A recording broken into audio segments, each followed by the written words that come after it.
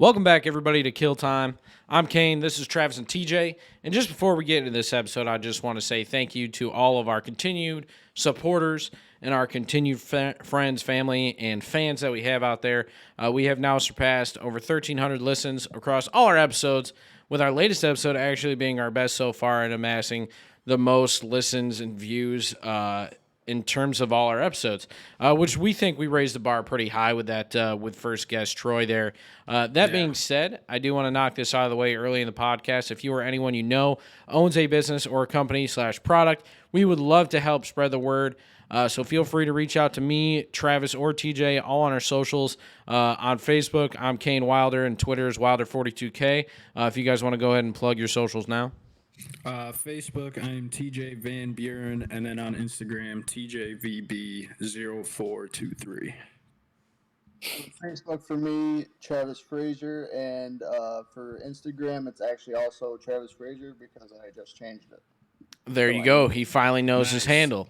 We want to help you guys grow as much as we want to grow, and we can guarantee you impressions not only through this podcast but through my stream and YouTube channel that you guys will be able to provide you with a little bit more marketing than what you have right now across now 4 different continents. Is it 4 or 5 now? Because we're North America, South America, Europe, Asia, and Africa. So the only place we aren't, I guess, would be Antarctica and Australia. Make sure they tune in. Yep, okay. we locked in Africa this last episode. But I do want to get into one thing real quick. We have this fine young gentleman right here next to me, and I just want to introduce him real quick. We have our second guest this week is someone near and dear to our hearts, a living legend amongst men, born in Berkshire, New York, a man who has lived and built everything he has around him, my father, Paul Wilder, a.k.a. Pops. Go ahead and introduce yourself, sir.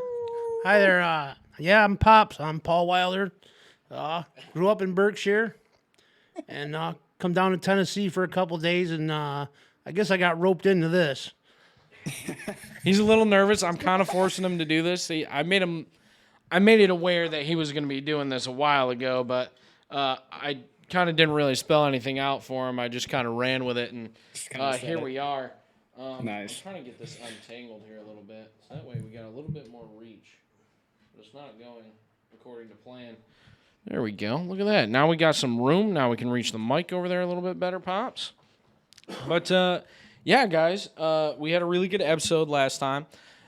We got Pops here this week. He's a little nervous. He's never on camera. He never really has done anything like this, so that's exciting for him. Yeah. He's excited. Do you guys have anything off the rip you want to ask him before we start getting into the hard-hitting questions or anything like that? Oh, man.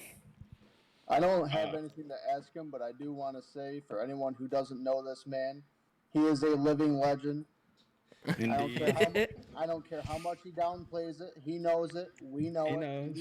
And you're going to know it. You know what I mean? You're going to know it by the end of this. We'll find out.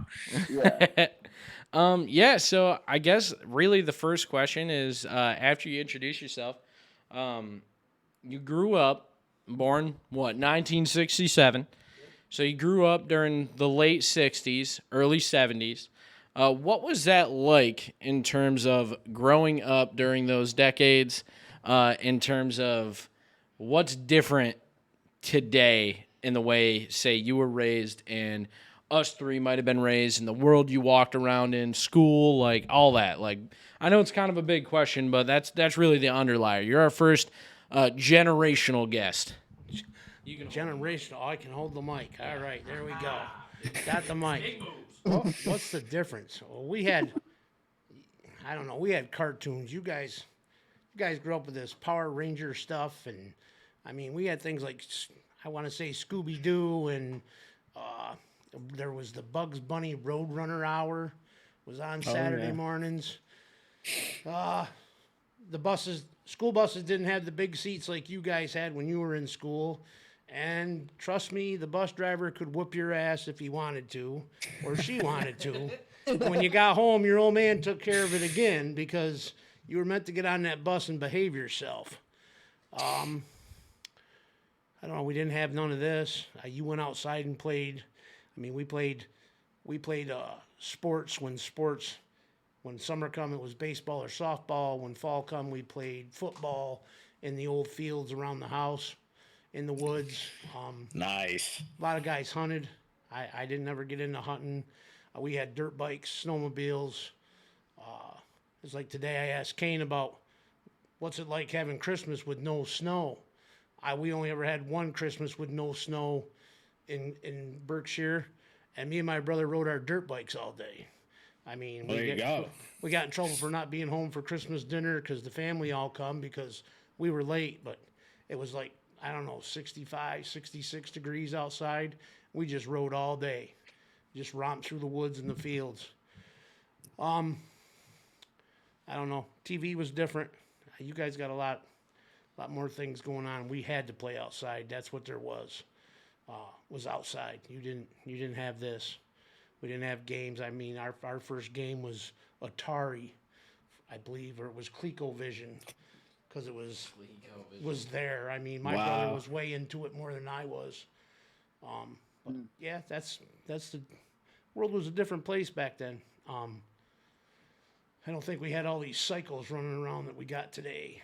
You know, I can tell you that. I know that we didn't. I mean, you could, if you needed an adult's help, you could trust them. That, or some people say, well, it just wasn't recorded like it is now. You know. Oh yeah, no, that's a good point. I had a lot more respect for adults than the kids today do. So that's the best true. I got for you, bud. All right. I mean, that's definitely probably the biggest difference is honestly technology. I mean, I think all three of us kind of grew up on the cusp, maybe more me and Travis, grew up on the cusp of like the internet age. Being born in 97, yes, internet and everything was still a thing, but I mean, you can ask my sisters, like when I was growing up, 2005, 2006, 2007, like 10, 12, 11, 13 years old, I was sitting there thinking that, man, I'll never have a cell phone. What do I need it for? Like I'm chilling. I got all my friends right here on our street. Like, I was playing outside in the dirt with Hot Wheels, riding four-wheelers. Like my dad just, we don't hunt. We would go fishing like once a week, twice a week in the summer, like just random things like that. And I think that is the drastic difference between today's generations and even just our generation was we grew up outside still, but during the mass explosion of social media, the internet, and video games, like it really blew up when we were kids, and we're the first generation, I would say, that is like, I'm trying to think of the word, like intellectual when it comes to just all technology. Right. Yeah. Like, there's shit we all don't know, but we know basics. Whereas like We're kids like Jake and Emily and like Slates and Crub will know, like, obviously far beyond us. But that's one thing we were talking about it last night with music. Is I was like, how do people just stop trying to find new music? Just settle with, say, when they turn 25, stop listening to anything but classic rock or anything. Like, it's the same thing with that. Is I think the reason why I think that is the technology age has driven me to constantly want to learn new things and constantly stay updated with what's going on and all that shit. Like, I don't know about you guys, but that's kind of how I feel in terms of our generation because, I mean, us three are really that gap between millennials and Gen Z, in my opinion. Is there isn't that like 97 to like 2002 is like that 5-year gap of that internet explosion before kids were born, and they're born into cell phones at 6 years old. Like, I was gonna say we're the last generation that was still even playing outside. Even with your vehicles, there was a difference. I mean, 97 to then, things changed big time. I mean, if you look, me and Travis sell cars. We get in everything. We get in brand new 2022s, all the way back to the 90s cars. Like, we hop in random shit all the time. And I hopped in a 14 Impala, and I mean, it's an LTZ. It's hard loaded for a 14. And I was honestly shocked. Like, no touchscreen, no backup camera. And I'm like, man, just in the last 8 years, how far that technology in cars have come is kind of wild. It's crazy because that's almost like standard now. Yeah, every car has a backup camera. Yeah. Even like even an XL like F-150. My dad just said the buses. Like, I mean, you're talking a 66 passenger bus has a backup camera now, and and a sedan in 14 didn't. The buses have side cameras, front cameras, rear cameras. They even have a camera that points at the cargo bays. If you have cargo bays on the buses, that points right at the cargo bay. Yeah, you wouldn't believe the things the drivers can see now. Are you talking like cargo bays, like where, like if I went on a like for baseball, you would throw your equipment? Really? It points right down. It points right down at it. Yeah, so the driver can see if any of you kids are opening the door. I mean, there's been incidents where a kid went to put something away, opening the cargo bay by himself, and he shouldn't have been. The driver or somebody should have been there, and the bus started moving. So think about it. Not good. Wow. Yeah, man, definitely makes sense. Also, we're doing this live on Twitch again. I forgot to mention that. Aiden just resubbed 24 months, 22 months in a row. That's fucking insane, dude. Thank you so much. Shout out to Aiden. 22 months in a row subbing to the channel is fucking wild. Damn. Yeah, that's wild. Moving on to the second question is, what was it like simply just living during those times? So, I mean, you're talking, you were born in 67. You're going into, at least in my opinion, the real explosion of the muscle car era. You're talking the largest events from Magic. Bird is coming up, you know. You're talking massive events in sports, massive events and changes throughout the world. I mean, what was it like for the people, for the cars, going through that and seeing that and becoming a car guy in that world? Well, as you know, your grandfather wasn't real big on sports, so sports didn't really ever mean anything to me till like 4th or 5th grade, when the other kids were paying attention to it because their father played for the Colonials, or you know, that's when that all. I mean, I played, but as far as knowing sports teams, it didn't mean I knew more. I knew more about a '74 CUDA than I did about any football team, baseball team going. The cars. Well, I'll tell you how this works. When I was little, Friday nights, everybody. Your grandfather at one time was known as the small block man. And on Sundays and Saturdays, they would race at Lebanon Valley. So Friday nights, everyone would show up at your Nana and Pa's, and your Pa would be tuning cars. There was a 68 GTX, a 70 ARA CUDA.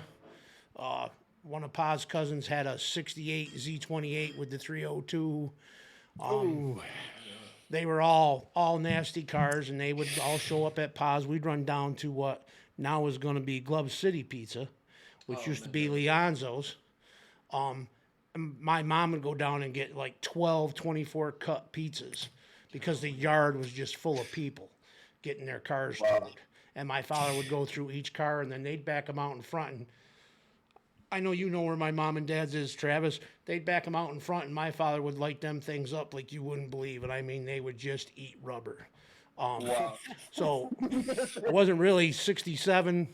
Everything was after like 74 that I remember because I was too little. But yeah, no, all them cars were in the yard. But 67 Chevelles, we had everything. Hey, your grandfather had a 65 Impala SS, two-door convertible, 327, 300 horse. And then he had what they called a sleeper even back then.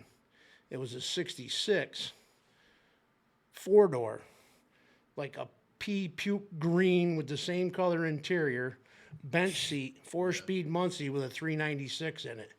And it was a nasty, and I mean, it had, we had high tires, or had the little baby moon hubcaps. It looked like grandma's car was going to the grocery store, and he would tear people assholes with it. Then they would just go because it come out of nowhere. So, yeah, no, cars were great back then. I mean, not that they're not today, but you had to work on them then. But there was, you didn't put in a computer, hook the computer up and punch. I mean, my old man was under the hood. You know, distributors were coming out. The rockers were being adjusted. Valve covers were coming off. Playing with carburetors. You know, they were doing everything. We had ladder bars. They were setting suspensions up and all that. The things today, I don't know. I'll take the old school any day. I mean, you guys, your cars are quick. The Magnum's quick. But, you know, there's only so much you can do without, you know, only so much you can do without getting that computer out or putting a chip in it. Yeah. where my old man had to figure all that stuff out. Yeah. And I think Well, I think I speak for Kane and TJ when I say this. When I hear stories like that, I mean, especially from you, but not just you, from a lot of people, your age or around your age. I wish I was back in that time. Like I say it all the time. I wish I was born Yes. sooner because that just sounds like a hell of a better time than what it is now. See, and you say about that time, you talk about that time, and I wish I was, not that I want to be my dad's age, but I wish I was around when the 55s and the 56s were running the streets. fucking Bel Air. my God. Vista Cruiser is by far a car that I hope to own one day, man. That station wagon is just The 57 fucking Bel Air is my gorgeous, favorite but classic car. a Bel Air, like even when you see them today, you're like, damn, they were doing something fucking right. Like a sexy ass fucking car. Yeah. It's just wild that Pa like grew up around that, and like you said, with older to newer cars, it comes down to technology, like you said, just over the past few years.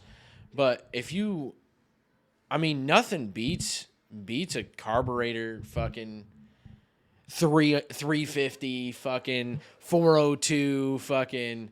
Oh my God! Like Yeah.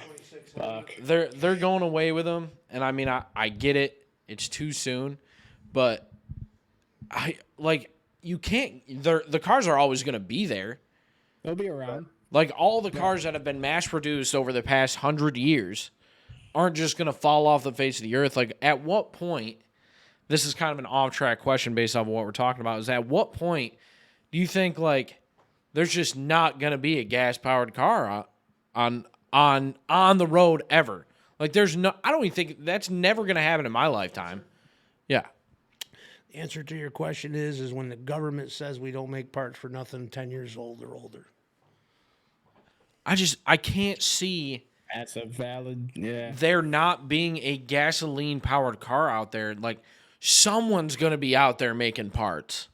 As soon as that. Gas. Oil Yeah, and all like- that shit runs out. When do you think That's when gas we'll find a stations are just different going to way. become like electric fucking charge stations? Like all of them would have. There's no way all of them would be because you don't need them everywhere like that. But Right. I just can't think so- of a time where there's just not going to be a gas powered car somewhere driving in the United States. Like the amount of car guys that are just into gas powered cars, like the way you grew up, Pa grew up, I grew up, Travis and TJ are all fucking drastically different.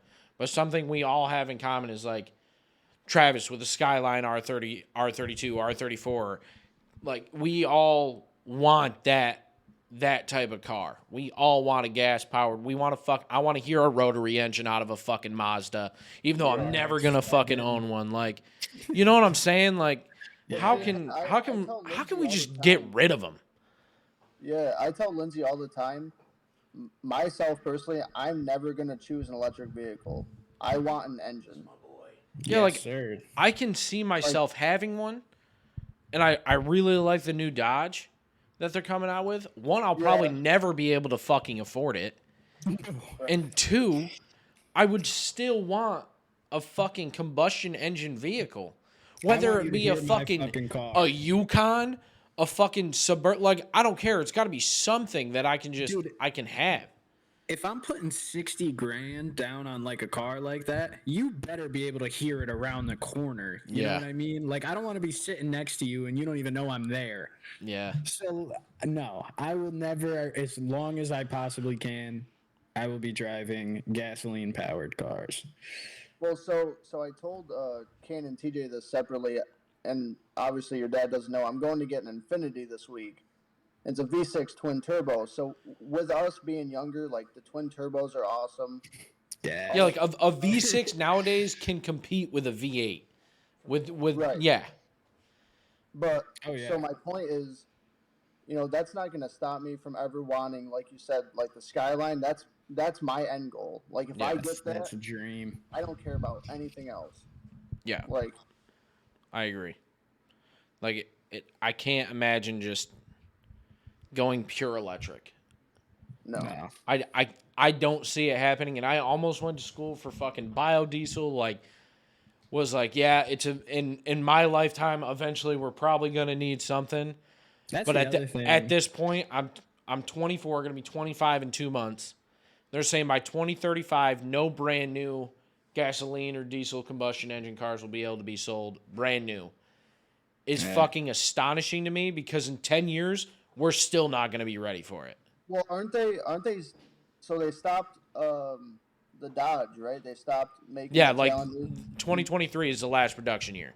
And I think that's happening for Chevy too. They're not making Camaros anymore. Chevy, I think, is going to complete electric by 2025, I thought. They got out right now. Yeah, I mean, We got 4 out right now. yeah. Silverado, the Blazer. They still have the Volt. They got the Volt. They came out with a Cadillac Lyric. Chevy's got a bunch of them. That's one thing. It's like Buick and GMC haven't went that. They haven't announced anything for Buick or GMC. Oh, well, I guess they announced the Hummer. But, I mean, that's a fucking 160,000 fucking brand new right now. So, who's fucking buying that?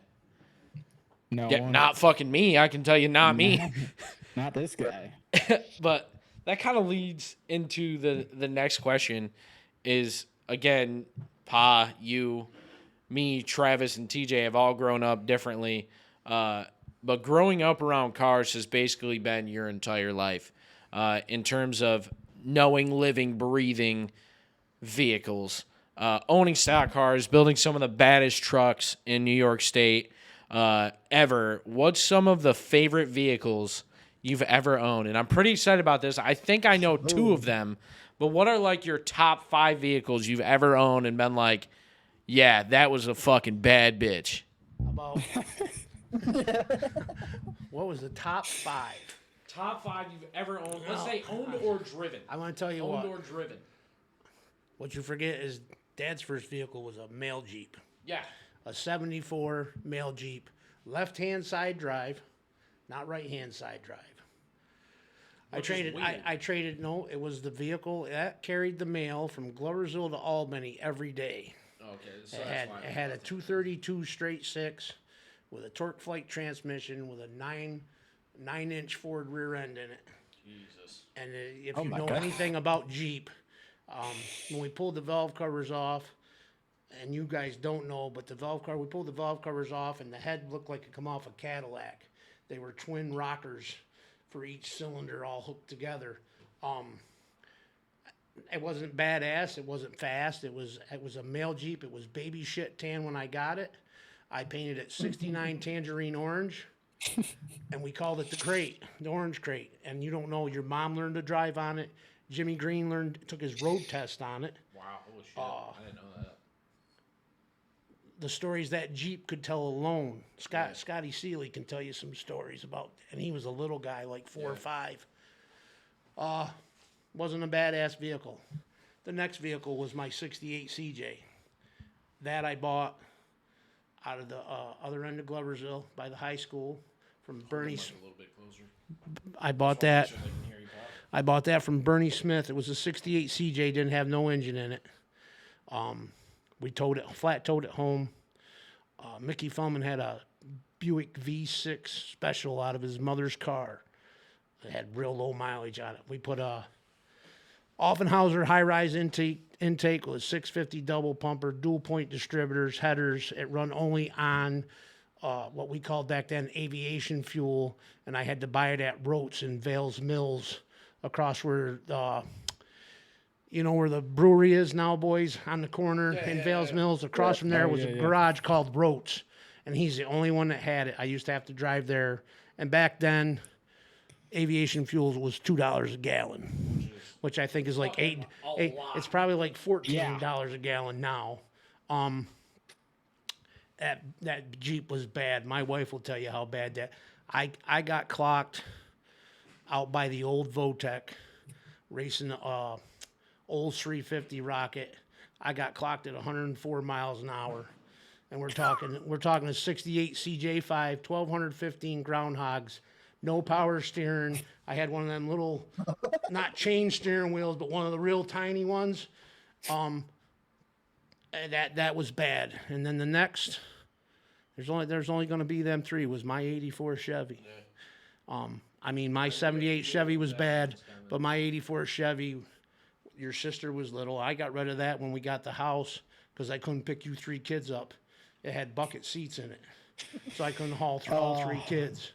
So I got rid of that. But there's not 5. I mean, You don't my have another 2 that you've driven and been like, this is a bad fucking truck. my dually's bad for what it weighs, and That your was gonna be my guess. your Magnum's bad. But Yeah. I mean, for what the Magnum weighs, the Magnum's bad. You know, you're So, talking Legend, about. I got a question for you. All right. And for everyone that doesn't know, I never call Paul Paul. I always refer to him as Legend. It's always been that. Every time Paul comes out of my mouth, it sounds disgusting. It's weird Anyways, hearing you say it. I'm gonna be honest. Just Yeah. right now. so obviously you prefer the old school models of everything, but are you against like turbos? Are you against the newer cars that come out in any way? But I work on things that have turbos every day. You forget what I do for a living. No, I know, but I didn't know. We have big I knew- turbos. Like, are you, No. is there a little piece of your heart that's a racer? No, I'm not a racer. I am not a racer. No, if you're talking about that, you're talking about that, dude. I'm not a racer. I know they go. I know some of them 4-cylinders are real quick. When I was a kid, we used to go to a place called Gladrad Sand Drags. And there was a guy that had it was a Jeep body, but it had a 4-cylinder Pontiac in it. And it was like a sand dragster. And that son of a bitch was bad. Oh, shit. He'd go down that drag strip, that sand drag strip. It was like a blur. And it was only a little 4-cylinder Pontiac. I couldn't tell you what was done to it. I just know that thing was bad. I was like, I don't know, maybe 10. And we used to go like every other weekend and camp like there. Oh, that sounds sick. They're nice, but I'll take Kane's Scat Pack any day. Right. And you know the answer. So, Oh, yeah. So, you've told us some wild ass stories that you've done, shit you've experienced over the past few years alone about just shit you've done. But I want you to share a story with our family and community here that you just, even though you were there or did it or experienced it, that you just straight up cannot believe is true. That's a tough one. That's a tough you question. ain't kidding. It's not like question. it's not like putting me on the spot. Something that I No, did yeah, he's that can't giving you some believe thinkers. can't believe I made it. You can't believe either you've done it, you experienced it, like something that you were there for that you just can't believe is true. That I did. Yeah. I can do that. I can give you a recent one. Okay. We were out to the Ring of Fire on the Sacandaga, Okay. This is all new. I don't know this. and I was. I'll tell you, boys, I was loaded, and it was one of them. It was one of them Labor Days. That it was hot, and I had my black jeans on, and I had my insulated Chippewa boots. And I looked at your mother, and I went, I'm going swimming. So here I go in the lake, fully dressed, hat on, a bottle of Yingling in my hand, and I'm walking. And I'm going, man, this feels good. And I'm walking. Now I'm up just above my belly button. Dumbass. Forgetting that we're at the Sacandaga. It's full of rocks. I bang my knee. Over I go. I'm in the water. My hat is floating. And you can ask your mother, my beer is in the air, and I'm under the water like this. And I come up and I went, I saved my beer. And I'm soaked. I ended up riding home in the car.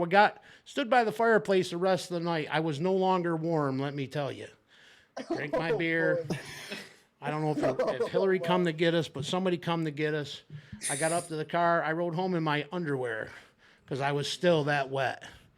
And that's probably it's before all the crap happened. You know, the arm and all that. Yeah, I probably would have drowned, bud. If it happened the day I drowned, you'd be coming home. Dad drowned in the Sacandaga, but hey, he saved his beer. Not a drop of water. Got in that bottle. Ask Mom. Not a drop of water went in that bottle. Awesome. That's And one that just I from can't the believe I story made it alone- through recently. Okay. You know, others, boy, I don't know right off the top of my mind if there's What's anything. a car one? Like something. A car one? Yeah. car one would be, we had changed the master cylinder on my Jeep. And on the old Jeeps, the master cylinder was under the floorboard. And it's not really that I survived, it's really that the Muffin Man survived. We used to go on what they called hog runs down in the city. You had to find the ugliest girl and get her in your car, and then go up and down Main Street, and then drop her back off. When we were coming home, it was beer time. So It's always beer time. Hold up, slow down. What was the time? well, we couldn't drive. Couldn't drive with beer. We weren't even supposed to have beer back then. Ed was in front of me. He had an old Corvair. I had my mail Jeep. Davey Ward was riding with me. We come up just there where the new mobile station is. That used to be Mandetta's garage. Yeah. I hit my brake pedal and it went right to the floor. I reached down and grabbed the emergency brake and I ripped the handle right off of my hand, and we ran in the back of Ed. I watched Ed come from the front of his Corvair damn near right out the back window. I mean, I walloped that son of a bitch. And that's all I could think is that I killed him. The best part of the whole story is we got Ed's car back to his parents, and probably within the end of that summer, you wouldn't even known that car had been hit. And I mean, I railed that thing. Carfax would know. Really? The Carfax would know. Carfax will show you. You could even get it on. I don't know. It was like a late Corvair convertible. That's all I can tell. But it didn't. I didn't even get a scratch in the bumper on the Jeep. And the best part is the cop. Jeeps. The cop. I get the Jeep. Your grandfather comes, and the cops. He's ringing. He's going. You know it's a felony to drive with no brakes. And I went.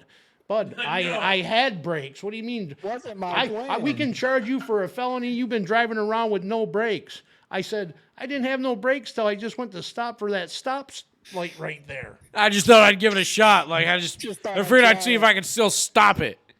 Yeah, so, I'll stick my foot out. The old on the man was ground. hot. Fucking Flintstone that bitch. Yeah, no, I'll just slow it down like a skateboard. trust me, I tried to Flintstone it. It wasn't working. So, but that's really not me. That was, I mean, it's You were still, there. it was just hard to believe that it happened, you know, and Yeah. that kid was all right. Because, I mean, I rolled the back of, I bet you I rolled that back bumper right to the back seat of that Corvair. It was just, and he come out of the front seat and was in the back when we finally stopped. So, yeah, it was bad. Holy. That's two stories I've never been told, which shocks the fuck out of me. There you go. Live on That's air. how it happens, man. I'm glad that I just heard that story. What? Now we have that forever. Trav, one of the craziest car stories that I always think of when it comes to me and you was, bro, we were driving back up to Canton and Brenna was following us. Tell me you remember this. Oh yeah. Oh, yeah, I know you do. So we had a lot of party favors on us at the time, trying to go back up for the semester, you know. Illegal substances. Right. And they caught on, Trev. Yeah, but we are driving up. She's behind us, taking forever, bro. She's going like 45. It felt like. Dude, no way. I had to slow down to 15 miles an hour for 15 minutes. We were at a slow crawl, buddy. Yeah, dude, I was just. We're like, where the fuck even is she, bro? So then we're just driving down. She finally catches up to us, and all of a sudden she slams on the brakes. This car drives by us, slams on the brakes, and then Brenna pulls up to that car and pulls over. And Travis and I are like, oh shit, like what even happened? So he backs. No, at first we thought it was a cop, remember? Yes. Yeah, we did. So, Yikes. you know, a little nerve-wracking, right? So then we pull over, and all of a sudden, Brenna calls Travis and was like, hey, I think that wolf just hit a deer. So then Travis slaps it in reverse. Dude, I've never seen a car go backwards that fast in my life.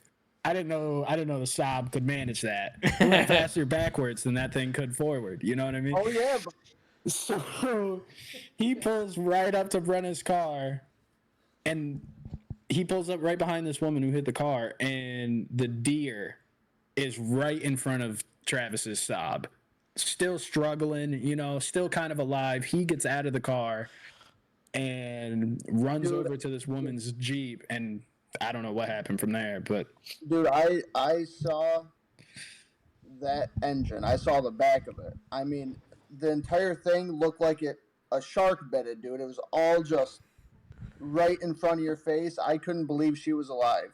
I mean, God Wow. forbid, but Bro, so I'm sitting there. This deer slowly, gives up.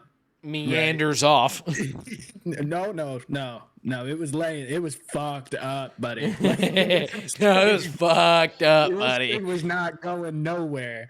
And I watched this thing die on the side of the road. And Brenna comes up to me and she's like, "Hey, so what's going on?" And I was like, "I don't know. Travis is over there. I mean, they're talking, so she must be all right."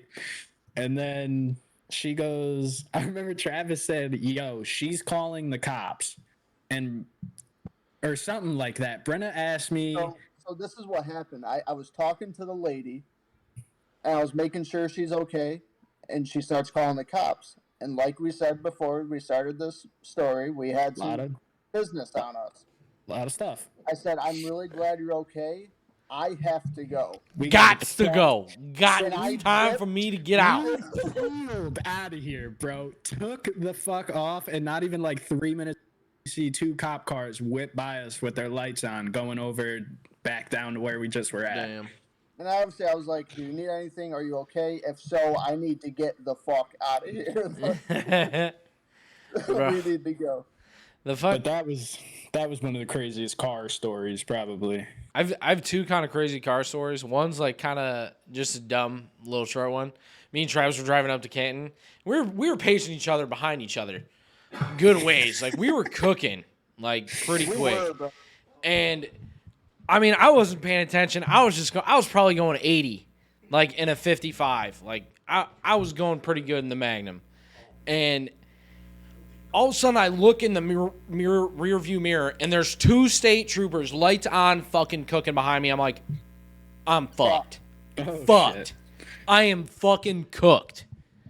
Travis is nowhere to be found. I pull off. I'm like, yep, here we fucking go. Haley's like, This is Jesus it. Christ. I pull off. Boom, boom, fucking fly by me. I'm like, God, that's got to be something fucking pretty important to not fucking have one of them stop. And sure enough, there was like this giant fucking fire, but I waited for Travis to come up. Yeah, I thought I was fucked that day. The next one is I was in the Magnum. Me and Matt, we were kind of just showing it was the last summer we were home. So in 2020, I was like, Matt, let's go for a fucking drive, bro. Like, let's just go around the lake. Like, we don't get a ton of time just to fucking chill. Let's go for a drive. We're both off. We hop in the Magnum. We go cruising. We get up to, like, Edinburgh. Like, right. So, you know where, like, the Department of, not Agriculture, like, DEA is in Northville? Yeah. So you have, like, the big lake, little lake, and then right around that corner is that. Yeah. We're coming up that hill. We go down. The next hill we come up is, like, goes around a bend and goes up. And there's this guy. He's cutting down a tree, like, at his house, like, right at the road. And here he is, and I'm going to fucking stand up and reenact this because it's the only way I can make it make sense.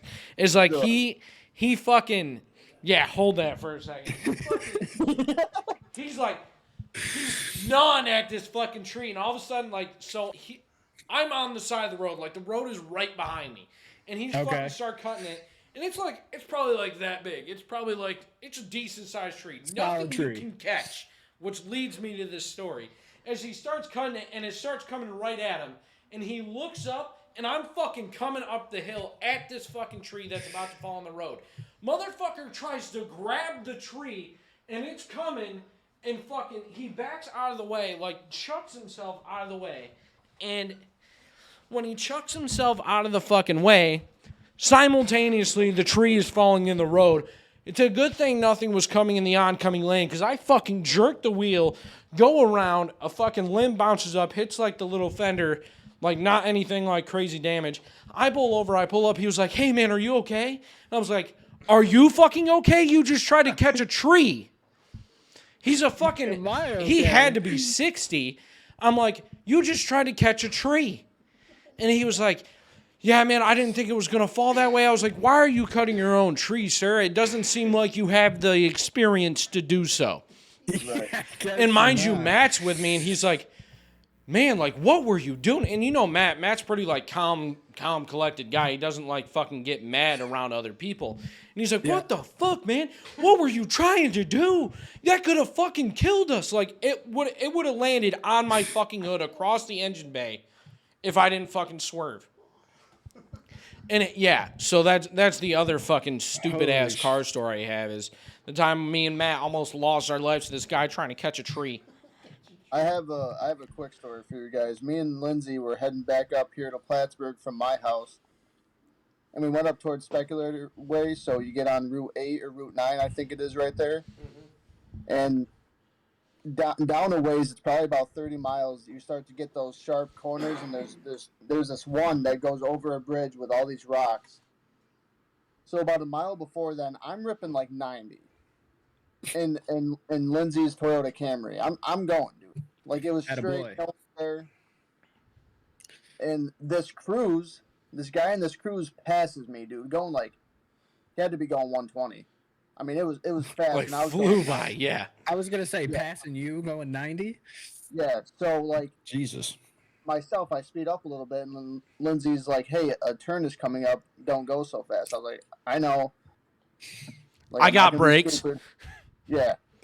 So I'm at like 40, 45, and we start to go around this super sharp corner, and I see that same cruise flipped upside down. The guy flipped his car, and he flew out into the ditch across the guardrails of the road. Let me guess, you just kept Holy driving. Shit. No. No, so all of a sudden we just see this guy, so there was the guardrails and the ditch, but it was super steep, so we just see the guy, like, slowly crawl up, and I was like, well, you're alive. Honk the horn. Man, I hope like, he's okay. win. Like, we called an ambulance and everything, but it was just one of the craziest things. Like, it was raining that night. This guy just, 1 minute I see him fly by, and the next minute it's literally on the roof of the car. And I was just like, Yeah, that's wow. wild. Yikes. Yep. I haven't been driving very long, but Well, I I mean, think this is all stuff that you don't think you'll ever see either. Yeah, You know like, what I it's mean? something you'll probably see in your driving career, just not. like, dude, the craziest thing I had so far was a sheriff almost fucking side smoke, like T-bone me pulling out onto the highway. Onto the highway, bro. Lights on, this cop fucking hauls ass out of there, and I'm in the fast, and I gotta skirt all the way over, and then he gets in front of me, and I go back, and I take off, and he looks at me and just kind of hits me with like that, my bad, and I was like, yeah, the fuck it is. And then I take off, and he pulls over some other dude, and I was like, he didn't care, bro. I was going, Well, yeah, mutuals, man. I mean, he almost just killed you. He's got to be like, yeah, I That's got to what let I'm him saying. fucking slide. Like, dude, that's what I thought. I was like, oh, I gotta quick get out of jail free. Let me hit that. yeah, let me $100, fucking bro. hit that Badusi real quick and get on out of Yeah. here. Right. Yeah, but Fucking. that's good. The next question I have for you, Pops, is it's been kind of our family's name for a long time as blue-collar workers, working on cars, factory workers, whatever. Why do you think our family ever got into said field? I know we don't know crazy much about our family's history, where we come from, whatever, but what do you think led us to, like, Fulton County, working on cars, like that type of shit? Like, your personal opinion, if you don't know. Somebody had to do it. I don't know. I like I said, somebody had to do it. My grandfather, then your great grandfather, was a mechanic, a bartender. He boxed and he worked in the mills cutting leather. There was always a rule after that when your grandfather was born that he wouldn't work in the mill, and he did. And that's all he pounded in my head is that I couldn't work in the mill. No, wasn't to be a fighter or a boxer, or which why would I be? I got stubby arms and I'm short and squatty. So, and I guess it's where we fell. But I mean, the family come from the North, as far as I can tell from what your grandfather has told me. And like I said, somebody had to do it. It was handed down to me. You know that. It's what my father taught me to do. I could have been anything else in the world probably, but I spent a lot of time in garages with your grandfather. So I guess I picked up on it quick enough that this is where I made my life. Yeah. That's the best answer I got for you because, like you said, there's really not a lot of history. Yeah. So that's kind of the thing. So the reason why I asked that question is recently we got our thing for the census in the mail, and that's like one of the questions for me is like, okay, what's your ethnicity? And it comes up as white, and then under the white tab you have to select like basically what nationality or heritage you are. And I was like, fuck if I fucking know. I was like, the only thing I know of would be German or Dutch, and neither were options. And I was like, I fucking put Italian. I couldn't tell you. Like, I was like, I don't know, like, where I come from or anything. I really want to do, like, one of those 23andMe or, like, whatever the fuck they are, DNA tests. Like an Ancestry.com or something? My cousin, one of Uncle Donald's daughter, Tammy, did the thing where we come from. Yeah. She explained it all to me, but it was all... Yeah, that's why I want to do it, because, like, I need to... It's one of those things where I'm going to need to see it my fucking self. And be like, okay, yeah. I can understand it now. And that's really, like you said, I've tested on the stream multiple times. I swear all the time, and I know it's a bad attribute to have, but I attribute it to always being around people that swear, like always not growing up thinking it was okay to swear, but I instilled it in my head like, hey, this is normal talk, this is normal conversation. Yes, there's a difference between professionalism and fucking locker room talk like we're sitting around here bullshitting. But I attest that to growing up in a garage environment, just always being outside around you, around Pa, like just working on shit, and like just that type of language was just always present, like cussing like a sailor or whatever. Dude, I'm telling you, there's and I never, until I got a little bit older, I never like swore around you guys. I mean, until I was really 18, I don't think I ever just walked out and would have a conversation where I said, fuck, shit, bitch, whatever, to you and Mom. Yeah, I swore when I played video games, but I would never walk out and just have it be a part of our conversation. Like I said, difference between professionalism and conversation. Like when I go to work, I don't swear, but while I'm home, I do. And to me... Like on stream, I list as family friendly and I swear, and yes, swearing probably isn't the most family friendly thing, but this is the way I look at it. I don't control the people who watch my stream. I consider swearing somewhat family friendly because I don't go out there saying like severe words. Like, do I say fuck, shit, bitch? Yes. Are there worse words to say? Yes, but I don't think if you're 13 or 12 watching this, and your parent gets mad at me, they should probably reassess what they're doing as a parent, letting their kids just unruly watch things like this. Because I would say I'm probably the most censored swearer when it comes to my stream. Yeah. Like I don't let people say certain words, even when they come into my stream. If they say something, I'll be like, hey, you can't fucking say that. Like, yeah, I mask it with another swear, but you know what I mean? You can't come in there and do certain things. And that kind of leads into the next question, like you said, being in a garage all the time, is work. Yeah. What? I'm getting this point across. I thought of it like 2 minutes ago, but I was going to say there is not one motherfucker on the planet that can work on a car and not swear. Yeah, like it's impossible. Something. Yeah. You know, there's going to be one bolt that won't fucking turn or just something, and there's no way someone can keep a level head the entire time. Yeah.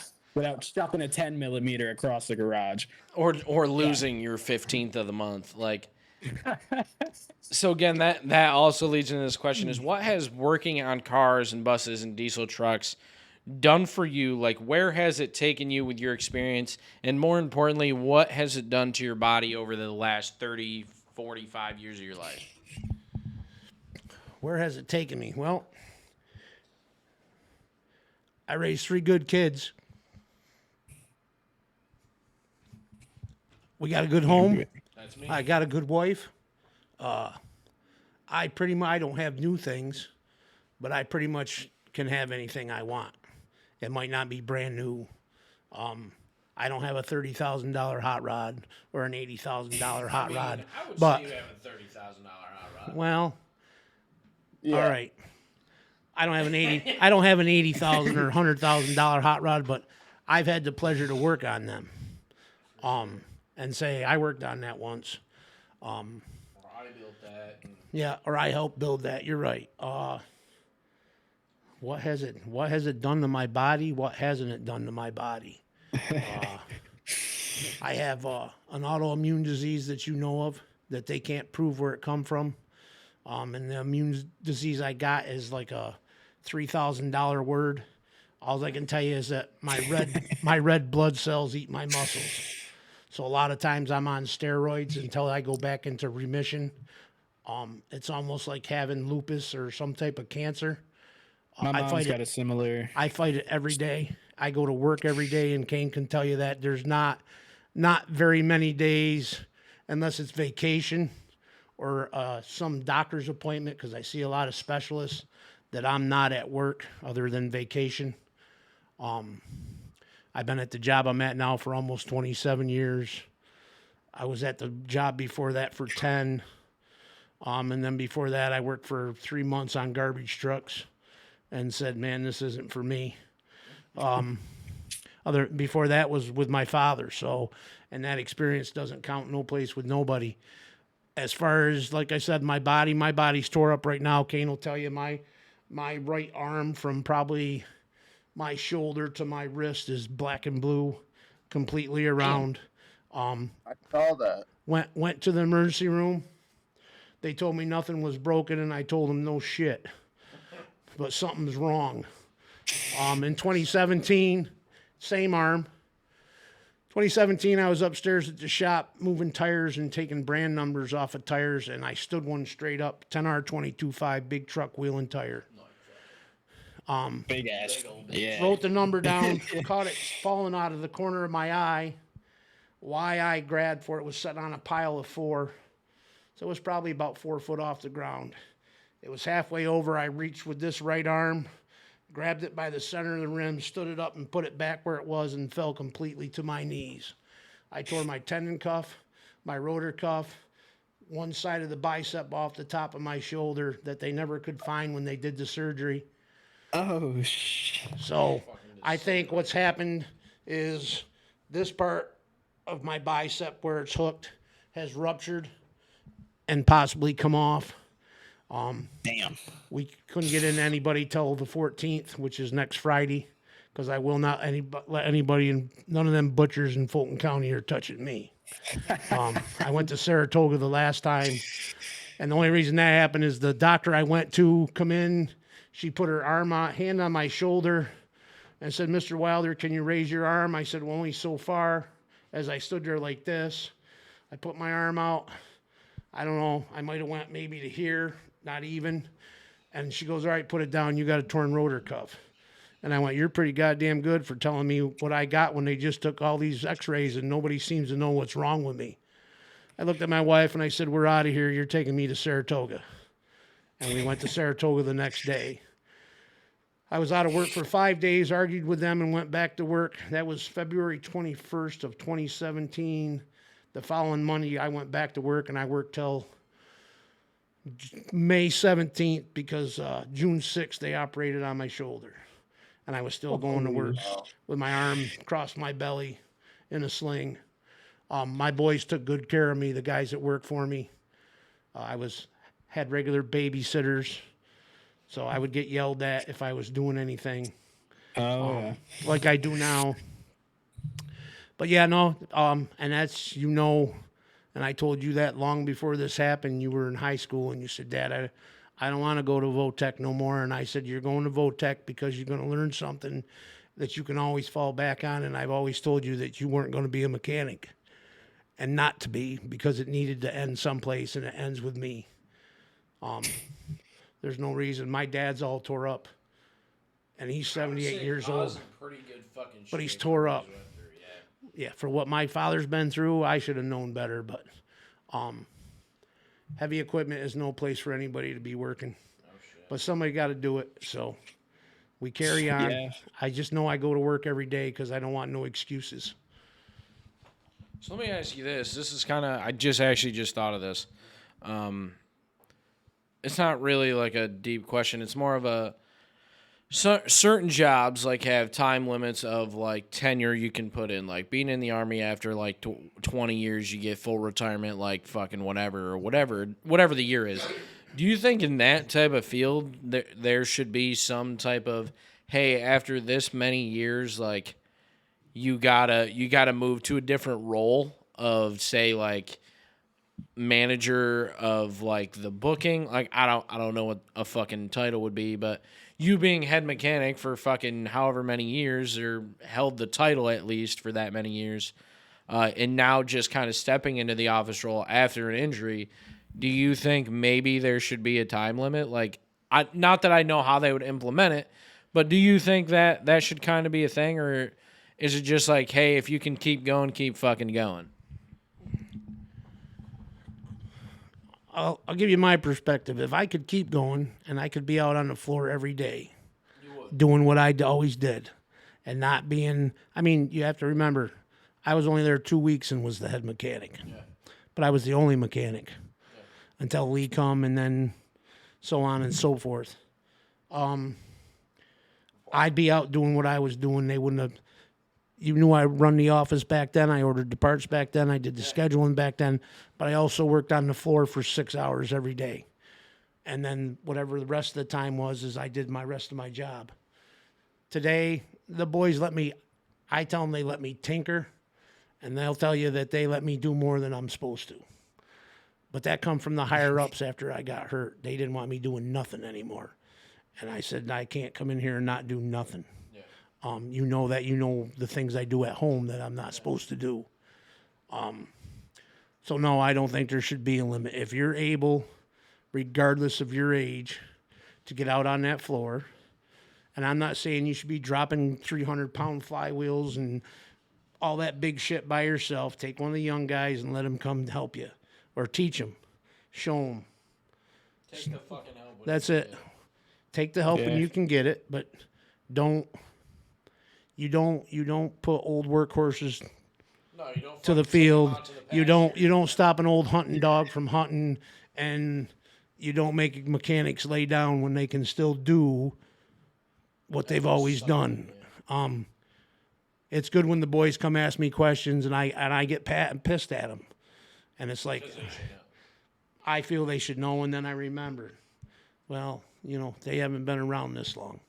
And I get up and I'll go out and say, all right, this is what you're going to do. And it happens. It doesn't happen every day because I got a couple good guys. So, but it does happen. And I don't know. Sometimes I think they're fucking with me. Let's just go bug the old man because he doesn't look like he's doing anything. And that's all right, but it makes me feel good. But no. If they can do their job, unless they want to be in that position, they need to be left alone, let them do their thing. Because being a mechanic or a technician today is more than pushing a button on a laptop. That's right. Nobody wants to do manual labor no more at all. No. So the old guys are going to, it's just like truck drivers. You realize how many 70-year-old truck drivers are out there now because nobody wants to do that job? I think I just saw something about that like, it's 50% of truck drivers are in retirement age from like 55 to 70. Another 45 or like 35% of them are between the ages of like 45 and 55. And that only like 10% of truck drivers are, again, these stats are probably completely wrong, but it was like a wild fucking number of truck drivers are between the ages of like 50 and 70. Like, and that's just driving truck. That's not working on them. That's not, and I'm not downplaying being a fucking truck driver because that shit's hard. But I'm just saying in general, like, that's just doing that side of it is fucking insane that it's that many. And granted, like, baby boomer generations, whatever, but. I'll give you an example. Give you an example right now. We lost a mechanic at Easter time. I've had one guy apply since then. One guy. And the ad runs every day. Then ain't nobody wants to twist chrome no more. That's all. That's how I look at it. Nobody wants to twist chrome. Nobody wants to get dirty. They want to walk in, hook a laptop up, push a button, go, this is what's wrong with it. And have the laptop fix it, I guess. I don't know. I'm not a big laptop man, so pretty much. Yeah, it seems like mechanics are almost turning into like engineers at this point. You know what I mean? Like, it's not even about, you got to be able to work software more than what you know on a car. And it's crazy. Yep, that's it. But you still got to have somebody that can do that work. Exactly. Always will. There's guys like me that I'm so close to retirement, I don't want nothing to do with that laptop. I'll do all the other shit, and I'm the old guy. You go ahead and hook everything up and play with that crap. And sometimes I would say, almost most of the time, I can pretty much diagnose it without the laptop. I've been around long enough. I can imagine. I started doing it before there was any electronics, and watched the electronics come. And places I worked for, we just didn't have the money to have the laptops or the handhelds. The fancy. And I had no choice but to learn how to do it the hard way. So a lot of the times it's just me. It's not guessing. That's it. It wasn't. It's not me guessing. It's I've seen this before. Is what it is. And it's going on experience and back knowledge and going, this is what's wrong with it, and then having them come and say, well, the laptop, I just told you that's what was wrong with it. So and that's how that works. So the next question is obviously we've mentioned it, that you've worked and been around cars your whole life. When was the first time that you think, like, cars really interested you, like, at a young age, when you were like, yeah, this is about to be me?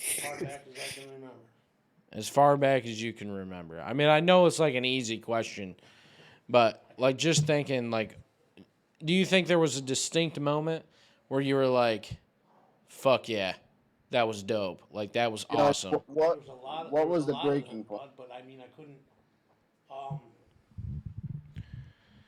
There was a lot of them. If I was going to say right off the top of my mind right now, and it wasn't my dad's car, it was a guy's that it was that GTX.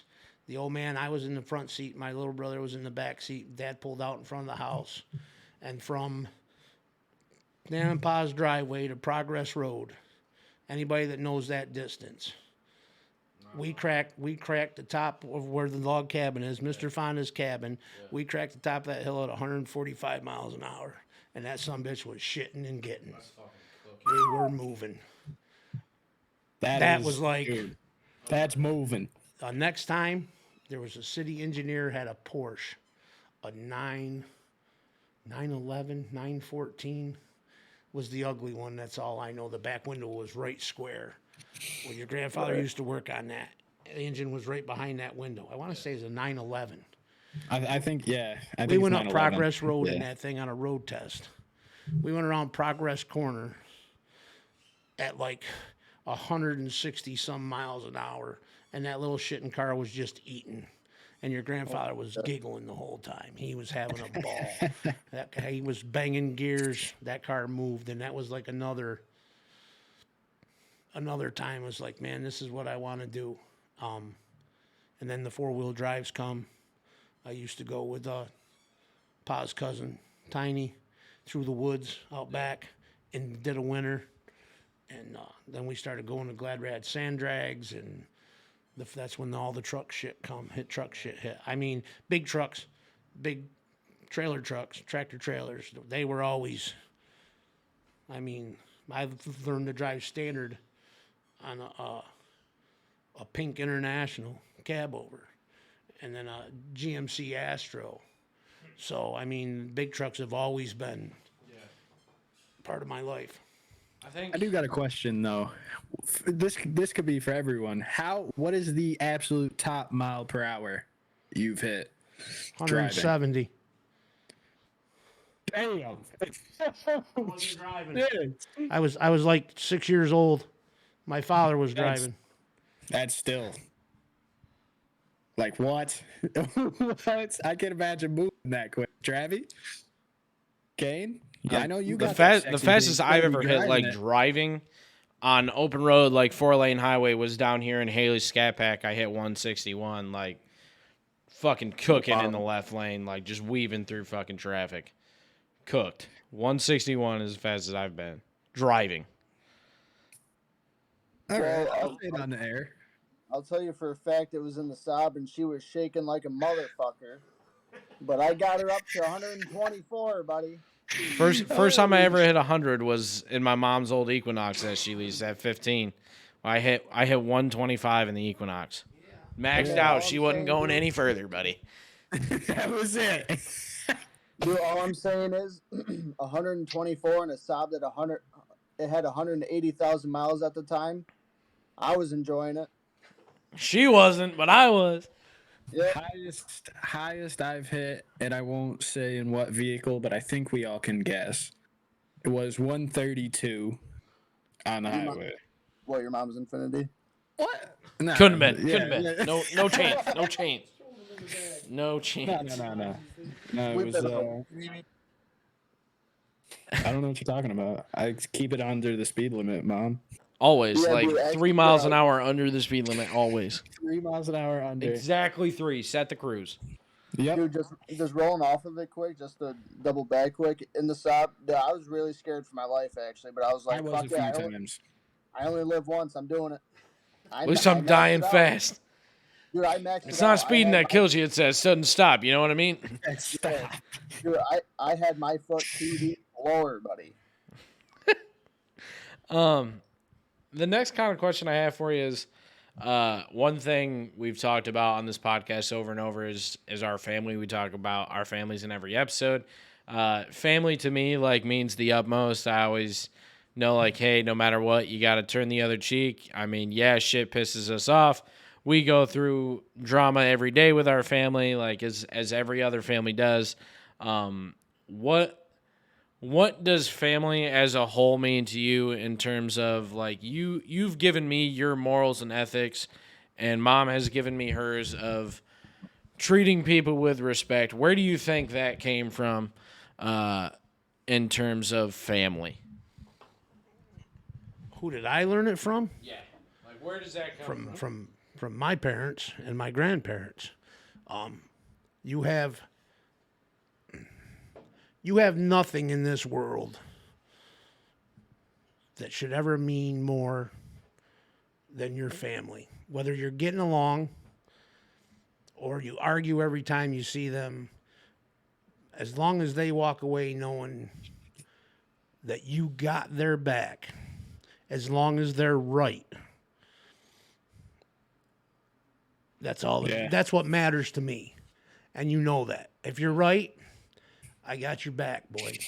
But if you're lying to me, I'm going to stomp a mud hole in your ass. And then we'll finish out what the rest of the business that needs to be taken care of. And you know that. That's the way you were raised. Family's very important to me. There's not many of my generation or my elders left. Very few. But yeah, no, family's always been important to me. I will, like I said, you're doing me right, I got your back. You do me wrong, we'll take care of that problem after I get done taking care of the problem with you. Yeah. And that's so again, like I think it was either the first or second episode, like I brought up, like I didn't bring up anything specific, but I basically shouted out the family. It was like, grow the fuck up, like let's move past shit, like. And I think every family needs to understand that if it's able to be like reconciled and moved on and fucking fixed, it needs to be fucking done today, tomorrow, soon. Like there's no reason that anybody in any family should be fucking beefing this much. I have so much love for everybody in our family as much as I have so much hatred for everybody in our family, and I'm sure everyone can say the same. Like me and my sisters, we don't always get along, but it doesn't matter. No matter what, when they call, like I'm gonna answer and do what the fuck I can. But I'm also not the person that's going to fucking shy away from being a dick when I have to be and telling you, like, hey, that's not right. Do this instead of do that. Like, I'm not going to fucking sugarcoat, like, telling you how I feel just because you're my family or friend. And the two other gentlemen on this podcast can attest to that. Like, I don't shy away from that shit. Definitely. And that's just in part because, like, when we were young and we had our friends that didn't want to listen to us to advice, and we were afraid because we didn't want to hurt their feelings.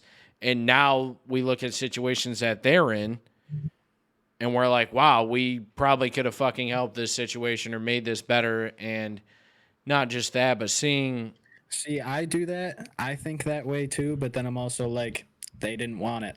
yeah, You know? exactly. They And wouldn't have. that's what I'm saying is that it's made me realize to just not fucking shy away from telling Hill, telling Shauna how I feel, from telling my aunts and uncles, from telling Travis and TJ, like, hey, no, don't, that's not fucking right. Hold up, slow down, like, or yeah, granted, I could probably attack it a better way than being an asshole, but that's just a little bit different. What does family mean to you, TJ and Travis? What does it mean to you when your family argues? Like, how do you guys feel? Like, not necessarily family, but family and friends. Like, what does it mean to you, like, in terms of longevity? I guess it depends on, like, obviously it's situational, like how serious whatever, is causing tension, I guess. But I think family at the end of the day, your dad said it best. If you're in the right and you really need my help, I got you. I'm always going to be there. I'm just, I'm a text away. But if you're being a jack off and trying to use me for something, or I'm gonna help and that's why you're texting me, then Yeah. it's a totally different story, and you need Yeah. to learn how to be put in your own place. For sure. Right. But For me, so me and my sister butt heads probably almost every time we talk. Unfortunately, it's been that way ever since we've grown up together. Um, but I'm giving her my cruise to use, my car, because she doesn't have one, and I want to help her out like I helped my mom out. And it's one of those things where I'm not allowing her to use me for it. She's paying me, and we have like a agreement and stuff like that. But it's one of those things I learned at a young age that no matter how much you fight, they're still your family, Yep. and you need to get over the bullshit, because there's stuff that's just so much more important than arguing about. I don't know, if you're bad with money, or you're not doing something right. Like, help them out, get it done. Yeah, try and get them on the fucking right track, like, whatever it is. I did notice the older we've all gotten, though, we've put our energy into places we feel deserve it.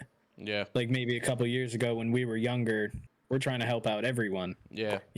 Just trying to be that guy that everyone relies on. And then I don't know about you guys, but I got to a certain point where I was like, I don't ever fucking get it in return, man. I'm usually just out here helping, and I was like, I got to learn to take my own time, make mental peace with myself before I can try to, I guess, dish it out to other people. Yeah. For me, it's not even just getting it back in return. I think it was something, with certain friends. I'm not going to name who it is. There's a lot of different things, but someone said it before. I don't know who it was, that you can help someone so much, but if they don't help themselves, Yeah, they're a lost cause. yeah, and Yeah. it's unfortunate because it's the same thing with everything. You can put all your energy and all of that towards one thing, but if they're not gonna do their part, It's pointless. it's not worth your time. Yeah. And And I think that's a good segue here for our next question for Pops here is, you've lived 1,000 lives, man. I mean, you've done a shit ton of stuff in your life is what I mean by that. What's one thing you wish you could have done up to this point in your life? What's one thing you wish you can do before you pass? And what's one thing you wish you never did? Wow. Yeah, it's a big one. Getting a little extreme here, buddy. Yeah, he's hitting you with more and more. What was the first part now? What's one thing you wish you could have done up to this point in your life? Like what's Besides what I do now? like any activity, an event you wish you could have went to? Oh, that's easy. You know that answer. I wish that I had the ass a long time ago when I had the '84 Chevy to build that pull truck instead of tinkering around today with what I do. Because I could have changed that truck to a pull truck real quick. That was oh man, that was probably 10, 12 years. That's all I did was build that truck. In many different forms. It changed like every 2-3 years. I changed what that truck was. So yeah, to build that pull truck that we go watch today, because I could have been that guy. That's right. I could have been that guy. Orange blossom fucking Whatever. And I would have to say that to. What have I done that I regret I did? Man, there's so many things I can't even answer that. There really is. For instance, what if I made Mom come to Connecticut when I was offered the job? I would have never met Travis and TJ. But I'm saying when I was offered that job by International back 39, almost 40 years ago to start working at $20-some an hour in Hartford for International. I regret that some days. Some days I regret that I left Price Chopper, working in the truck shop, and jumped into the frying pan of the school district. And then those are probably the two biggest. I often sit and wonder, probably once or twice a week, I didn't like Nashville. I'm glad you're happy here. Yeah. But Hartford was what Nashville is right now back then. Yeah. It was just I was a kid from I wasn't from Mayfield, but you all know where I grew up. And they put me in the middle of the big city and I went, "Whoa."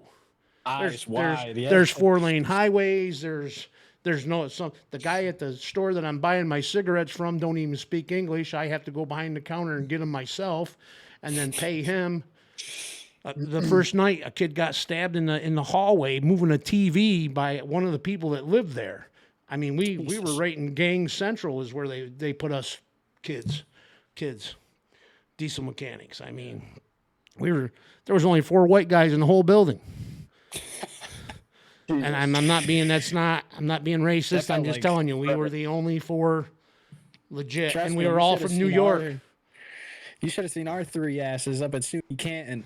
Yeah, we were there when we took Kain up, so I know. But oh yeah, yeah.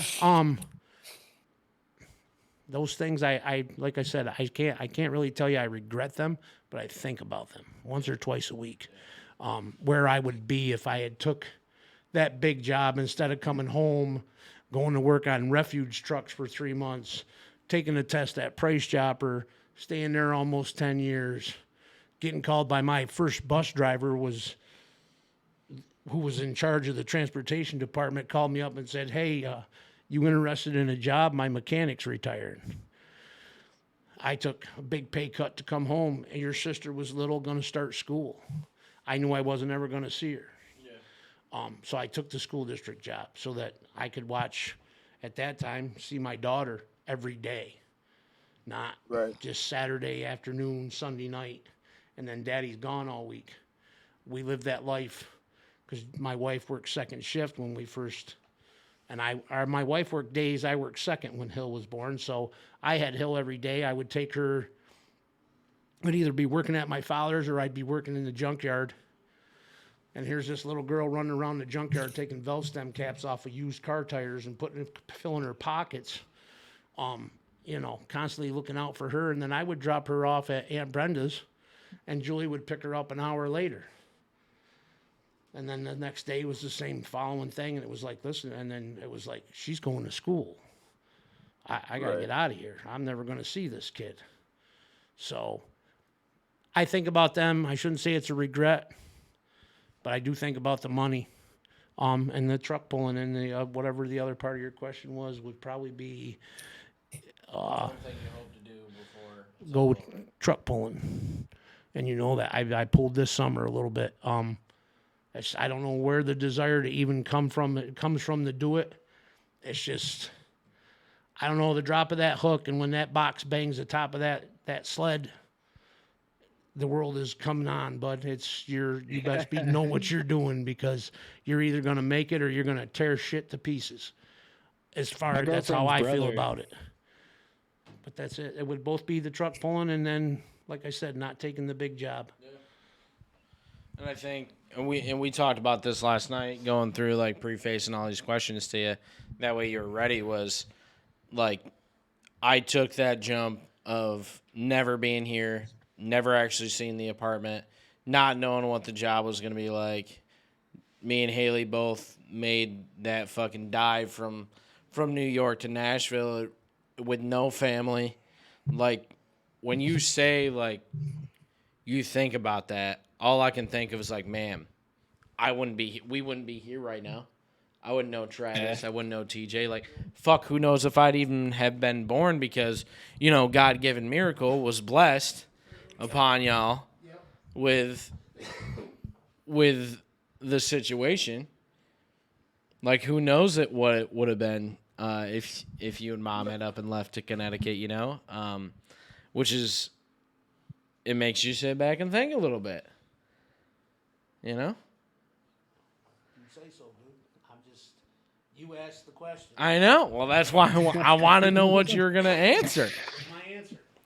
That was kind of the last of our hard-hitting questions up until, the last question we have for you. But I guess the easy question I have for everybody here tonight is, what's your dream car, classic and current? So classic, it doesn't have to be a car. It can be any vehicle. I'm just saying car is an automobile. So dream vehicle, current, and classic. Dream vehicle, classic. And you three aren't going to know what this is. My dream vehicle right now, today, is probably a 1960, 62 single axle B model Mac. And I don't care if it's got Maxidine in it or it's got the gas in it. That's my dream classic vehicle. New is going to be a real hard toss-up, bud, and you know that. New is a brand new Chevrolet Dually diesel. And I'm not talking about a 3500. I'm talking about a 4500, a 5500, a Kodiak, yes, with a pickup box on it. Or a Hellcat. And that doesn't matter if it's a Charger or a Challenger. That's all I can tell you. That's the best I can say. Travis or TJ, go ahead. Go ahead. Okay. All right. So for classic, I've had because it's tough for me because I'm torn because I want to go like JDM, but then on the other side, I want to go like old classic muscle, So then I'm like, what do I go with? Like, obviously the classics, like the Mazda RX-7 or like 234, all that shit. But if I had to really pick a classic, I'm going to be honest. I'm going to go with RX-7. That car, ever since I was little and I saw Han and I saw that orange thing whip around the corner, that was it. That was all it took. So probably that for classic. And then if I had to pick current, that one's tougher because like everyone says Hellcat, but then there's like some crazy shits out there nowadays. I got my current unlocked. Oh, I bet you do. Yeah. But I'll get back to you on the current. Let me think on that one. Okay. Go ahead, Trev. Go ahead, Trev. My classic is it's been one of my favorites ever since I was a kid, and I can remember what it was called. It's a '57 Bel Air. Those things are just so crispy to me. I love them. I don't know really what it is about it, but just the look, everything about it. And current would I probably mean, just be that fucking car, dude. And we talked about it earlier, man. It's just, yeah, it is probably one of the sexiest automobiles ever fucking made. dude. Ever since I was, like I said, old enough to like remember cars, that's been it for classic. Yeah. And Fair. for current is probably a GTR R35. That's my dream. You car. see the R36 just debuted recently? I didn't see did that. not. Oh, bro, look it up. Yeah, it looks badass. I'm doing it right now live. Yeah, 'cause R36 looks I pretty didn't nice. know this shit released. Yeah, like just bro. recently, like 24 R36. R36. It's gonna be badass, Yeah, bro. I just think that's Oh my god, yo, Trav. show it, because I can't look at it. Show it. Like it looks like a 32 and a 34 mix. Wow. Yeah, it does. That's exactly what it looks. That's Badass. Okay, well, there's my answer, I guess. Because goddamn, But think- that car's if I would- nickname is the Godzilla, and for good reason. Yes, sir. Yes, sir.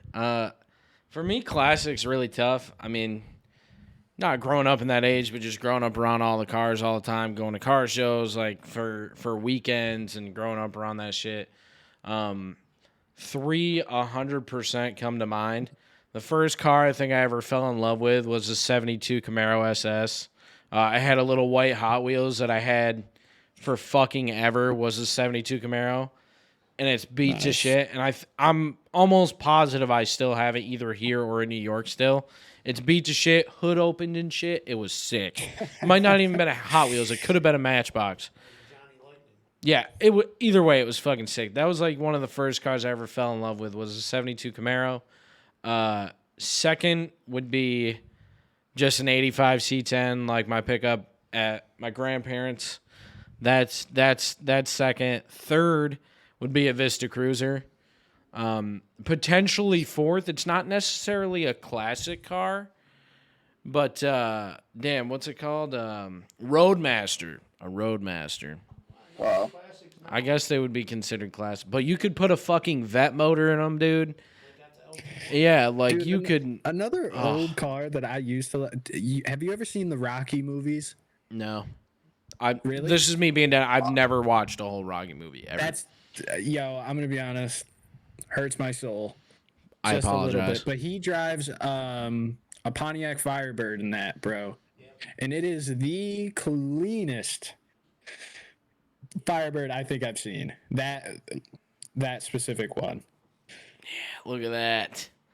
That's dope. Yeah, I mean that would be my four classic. Would be a Roadmaster, an 85 C10 lowered long box. It's got to be a long box. Wow, that's like real wood grain. Yeah, Vista Cruiser, Roadmaster, an 85 long bed square body Chevy, or a 72 Camaro. And then my new age, no What's your doubt, current? has been my favorite car for a long time.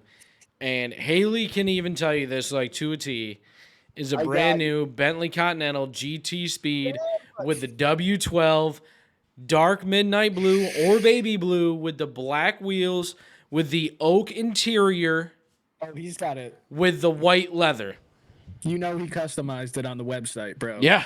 It's got to be either. I guess I would settle for the walnut other than the Settle oak. for the- Yeah, for I would the- settle. for the cherry wood, maybe. That Dude, I that just have is to- like I Oh, one yo. day pray and swear that I will own a fucking Bentley Continental. I don't know if it'll be new, but I will fucking own one before For I my die. current- I never said my current.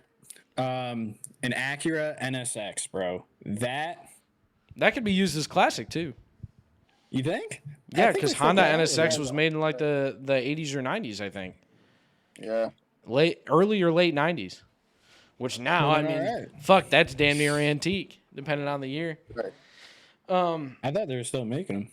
I was gonna say a close second. for me- They are for still me- making them. They stopped making them for like 15, 20 years, and then they just came back out with the NSX in like 15, 16, 17. Oh shit. Yeah. I don't know if this car is old enough to be classic yet. Yeah, I think it's a few years away. Maybe it is now, but it's a Eclipse GSX. Ooh, Yeah, that's like right Those on the are- cusp, I guess. yeah, those are close. But Just those are because they don't crispy. make them anymore. But I just had to bring that up because working at a Mitsubishi dealership, they have the Eclipse Cross now. It's Fucking ugly. sucks. Yeah, it's ugly. Yeah. But yeah, that's something that I'll always want. We're about an hour and a Fair. half into this, so I'm gonna keep some of the lighthearted questions coming, so that way we can push this. My dad's getting kind of sleepy. Getting late. A huge thing in the car community, always has been, is music. Growing up, you used to always tell me your favorite movie was American Graffiti. What do you think? Like, what does music mean to you? Growing up in the car community, growing up in a garage, always have music on, because to me, music plays a huge part of my life. When Spotify Wrapped comes out every year, my goal every year is to have like 100,000 minutes listen to music, and I genuinely usually eclipse that. I always have music on. I'm the person people come to for new music. It means so much to me to have music on, and at the potential of there being a moment where in a few years you're like, when that song comes on, that's in your head. You're like, that's what was going on when that song came out. What does it mean to you? Well, you know better than anybody. Music's always been a big part of our family. When wasn't the stereo on in the house? Yeah. When wasn't the stereo on in the garage? When wasn't the radio cranking in the truck? Yeah. As far as music goes, I feel music is what drives people, drives the time, drives your memories. Yeah, you're having a shitty day, one of your favorite songs comes on, and all of a sudden, for the next 2 minutes, you're probably in the best mood you're going to be all day, and you're cranking some workout. You're twisting the chrome just a little bit faster than you were 3 minutes ago, and you're thinking to yourself, I'm going to fix this bitch. And then when this song's done, this thing's running. Like I said, the radio is usually, mom will tell you, mom comes home and there's music playing someplace at the house. Truck radio's on with the battery going dead. My cell phone's damn near dead. The shed, the music's playing. There's music playing. Yeah. Even on the tractor, and I can barely hear it. When I'm on the tractor moving dirt and shit, my phone's on Spotify, and something's playing. And I just about listen to everything. Even have gotten to the point in life where I used to hate rap. And now, some of it's not bad. I mean, as long as I can understand the words, I don't mind. But when I can't understand the words, why bother? Just get rid of the words and play them, because sometimes the music's fine. It's the words that irritate me. It's like, what the hell did he just? What did he just say? That's not what they said. Just like last night, you said, "Dad, listen to this. What are they saying?" And I forgot what I told you, and it was like, it wasn't even close. So, no, music's always been a big part of my life. I grew up. Your nana played the accordion. Awesome. I had a great uncle that played the fiddle. My grandfather played the harmonica. I can play the harmonica. Well, I don't know about now. I could play the harmonica a little bit when you were younger. I can play the Mission Impossible theme song on harmonica. Pretty mean at it. So, but as far as music goes, I can say pretty much music moves America as far as I'm concerned. If it's something you don't like, boy, you don't know what you're missing. For sure. This brings us to a pretty lighthearted question. And I'm interested in how we're all going to answer this. Okay. You're a new Crayon in a crisp 64-pack of Crayolas. What color are you? I couldn't tell you what the color is, but it's that new Dodge Gray that comes on the Chargers. It's called Smoke Show, just saying. It's called Smoke Show. That'd be a wild Crayon. That'd be pretty fucking purple, sick. Bro. What? Midnight purple. Make it glossy. Make it glossy. Yes. It's got the metallic shit in it. Yeah. Yo, is it crayon or crayon? Crayon? Okay, cool. Okay, same Thought I was picture. going to stir up something, but we all agree. Crayon. Crayola.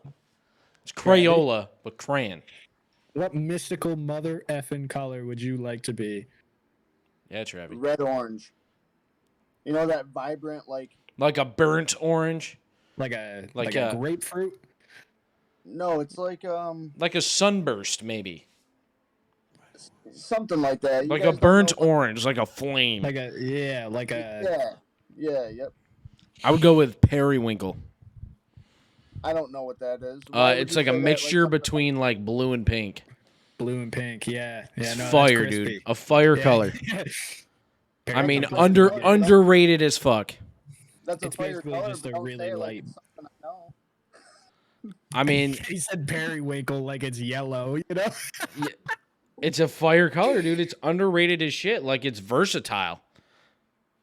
No, I know, but you just dropped it mad casually, like you said. Because green. that's what I'm saying. It's underrated, dude. Everyone should know that color. No, I'm with you on this. Periwinkle's fire. I don't know if the name periwinkle can catch on. It You could know, like, definitely catch that's- on, okay? It's the All name right, of the I color. mean, we'll try it. Uh, but, yeah, we'll see how it goes. Another funny question. This is kind of cool. This goes back to music. Is if you had to play an intro or outro song every time you entered or left a room, what would it be? Oh my god. Bad Company. By Bad Company. That's a good one. Wait, just Okay. the intro, like off an album? You're saying intro or outro? Just an intro. It doesn't have to be like an intro Like of the album. Like a walk Any song, like every it's time I when come in you a enter room? the room, it plays. An intro or outro. So like it's either when you walk in or when you're walking out, you got to play it. Oh, what is that name? It's hold on. I can't think of the name of it. Honestly, bro, this is probably gonna be pretty basic for you, Kain, but Rockstar in His Prime by Juice WRLD. That's a banger. That's a banger. Give me 1 second here. I think this is either gonna sound really. This is gonna be funny either way. Explosive by Dr. Dre. There you go. Off the I like that. yeah. I think mine would either be Trap Queen by Fetty Wap Wow, that's valid as Or- fuck. or Butterflies by Haley Steinfeld. Wow. I think that's what it's called. No, sorry, it's called Starving. Sorry, Starving by Haley Steinfeld. Starving. I Yes. didn't know that I was starving. Banger, dude. Yo, this one's underrated, but Staying Alive would be a vibe every time I walked in the room. Let me Every time you Yeah. walk in or walk out of a room. Ha, ha, What's ha, that? ha. burn out, bow, bow. Yeah, come on. Yeah, come on. Let's be real. Rip that out. This is the last question. It's the one Troy left you. And you've been struggling with this since you got here. You've been like, man, how the fuck am I gonna answer this? Yeah. Let's get it. So, what does spirituality mean to you? No, you don't have to repeat the question back to me. Just because I know it's hard. It's a hard word. It's not a good word. Anyways, I'm going to be straight up. I had to look it up because I didn't even know what the hell it meant. What was the definition? Because I don't know. It is many things, bud, when you look at... Well, it's basically whatever you want it to mean. it's basically whatever. No, Okay. it's not what you think. Because when he said it, I was like, "Oh, yeah." Kain could have explained to this guy a little bit more about me and spiritual anything. So that's what I was gonna go with. And then my wife looked it up. She found something else, and it's pretty much the word is what things as far as spiritual, not so much as a god or God. But like, what's family mean to you in a spiritual sense? So I'm going to just give you my first answer when I heard the question last week because I was rather pissed. I don't believe in God, and I'm not afraid to tell anybody that. I believe in no superior either. beings. I I believe in don't believe in angels 'em. because my mother was one. And I know people aren't That's going to like that. I got family members that don't. But my mom knew that I didn't believe in God. I never have. And I can explain to you why. and there's no way you're ever going to change my mind. I do not believe in a superior being or a God because the things that happen to children and the things that happen to women. And Travis, I'm not throwing this. Your father is an example. All right? Yep. The man, no, my mother didn't need to suffer for 2 weeks. If there's a God and I was the God, it would never have happened. And I know we can't live in an all peaceful earth because we'll end up doing ourselves in. But there's nobody in that much control. I've been here 55, almost 56 shitty years. I ain't never seen a man walk on water. I ain't never seen a man separate the sack and dogga.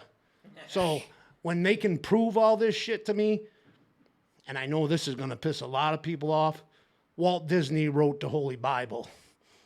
It's my opinion. I down nobody else's. I don't down anybody that believes in God. And Kain will tell you, I usually don't preach politics, and I don't talk about religion. This is the first time my ever. My family knows my religious views, but I mean, they just kind of found out. And I don't know about Walt Disney, though. Was that dude? It's possible. That dude's frozen somewhere. I'm just saying, Travis's whole face changed when I said that. And I'm sorry, Travis. I don't mean to make you think any less of me, buddy. It's just my beliefs, and I never pushed them off any of the kids. Kain will tell you, we never talked about politics. I answered their questions when they wanted to know, and if I didn't know, I sent them to talk to my mother, because the lady knew. And my grandmother that I was around most of my life, my mom's mom was a Sunday school teacher. We didn't go to Sunday school because she taught us at home every Sunday, and I had a lot of questions that couldn't be answered. Yeah. Legend, I want you to know that I think about it every other day. If there was a God, why would my father go through that? Like he took care of my mom in every way, shape, or form. Like he cut her toenails. He did every single thing for her.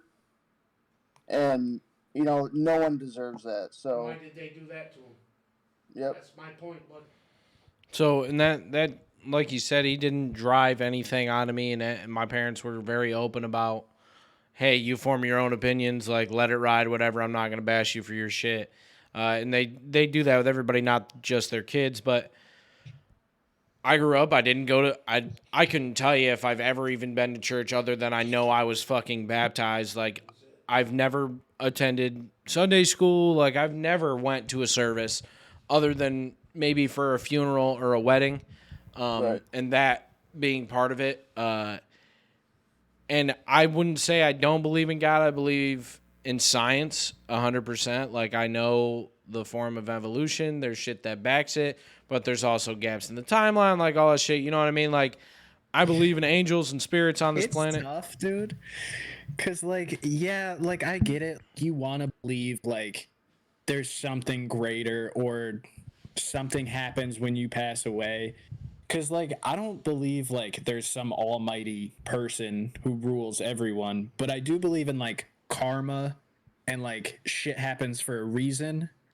I just don't believe that there's one dude with the massive puppet strings controlling all that's the where shit. I'm at, is, like, I don't think it's just one guy overseeing. Like, we talked about aliens and other life forms. Like, we are not the only fucking thing in this universe. There's no in this way. ever-expanding universe. There's no way...